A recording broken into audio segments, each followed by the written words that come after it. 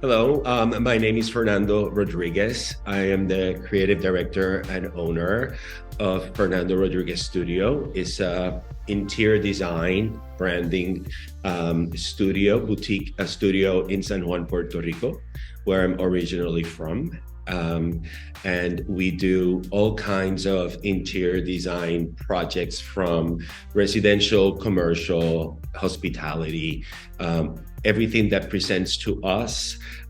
We look into it, and if it fits our brand and our purpose, we move forward with it. So it's exciting times. I am originally here from San Juan, Puerto Rico, but I went to school in Boston for business, and I went into a career in sales and marketing, and lived in the US for 35 years.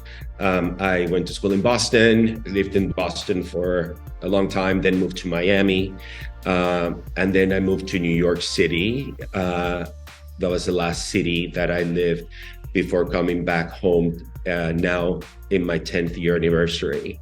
How did I get into interior design?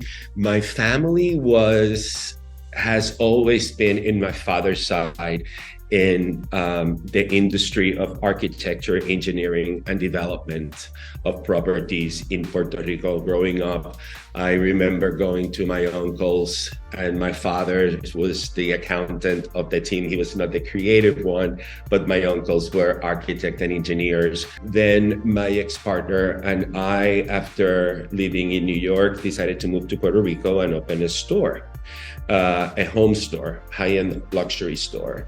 That was in 2013, and 2013 was a very difficult time in the economy in the island, but we were approached to do the branding of a new building in Puerto Rico, and start doing some interior designing as part of the store. It was kind of like, it made sense because we had Kelly Wersler, we had Jonathan Adler, we had all kinds of great, beautiful brands in the furniture and accessories home side. And that project opened a new complete door. Having a fashion background was a very, very easy transition into interiors, because that's how I attack interiors. I find interiors is very much about custom, creating things that are bespoke, creating things that are unique, and you're constantly changing as the fashion industry. And my obsession with fabrics and patterns and color blocking has always been a huge inspiration in my creativity and design of homes and projects here.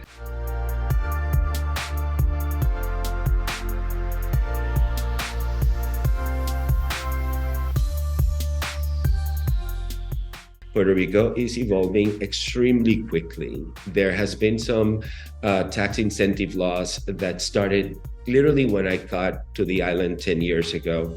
And those tax incentive laws have created opportunities for a lot of American families and brands to move to the island and live in the island 6 months and a day, the majority of the year. And by doing that, it has allowed me to work with a lot of American clients that have homes in the US that are very much expecting the quality of finishes in construction and brands that they're used to in New York, in LA, in Miami, in Chicago, wherever they're coming from. Interior design in the US, it's definitely more diverse. You come to an island where things are much, much limited. So it's a smaller group of interior designers in this level that are able to understand the design direction. And I think the reason is because I was blessed to live in the US for so long that I can connect with the transition, because I even had the transition after 35 years in the United States moving back. So I can relate to a lot of these clients that are coming here for the first time. They're extremely overwhelmed.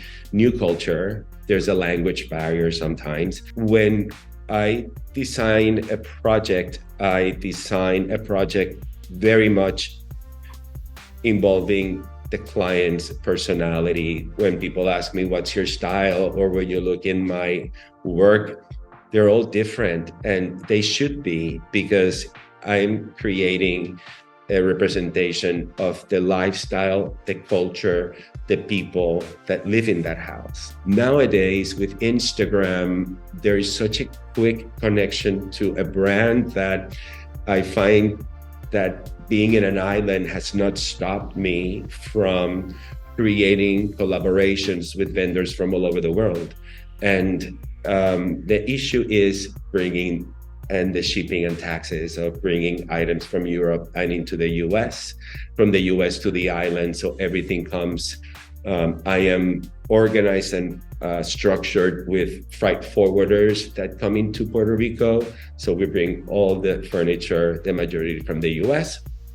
We store it, we wait for the installation time, and then we bring it into the homes. The use of color and fabrics is really important, but I'm also extremely obsessed with art. So when we do homes, I love to curate the art with the client to secure that the spaces and every piece of art that they might need tells a story. Nothing that is in a house that we try to do is part of our DNA. Everything has to tell a story. I think it's lazy or to use the same furniture pieces all the time. We never ever repeat. Every wallpaper, every fabric, every piece of furniture that we put in a house, we don't do it again. Any light fixture. So we're always challenging ourselves to think out of the box and be unique with every client. When I start to work with them, they have no idea that I have had so many different careers in my life, which is an inspiration for many. You know, interior design is something that you don't need to be young or old. I think taste is something you're born with. You acquire skills, but I went from Boston Ballet to Colgate-Palmolive to pharmaceutical brands, you know, and then into fashion, and then into publishing, and then into interior design. I've had a career that has encompassed a lot of diversity.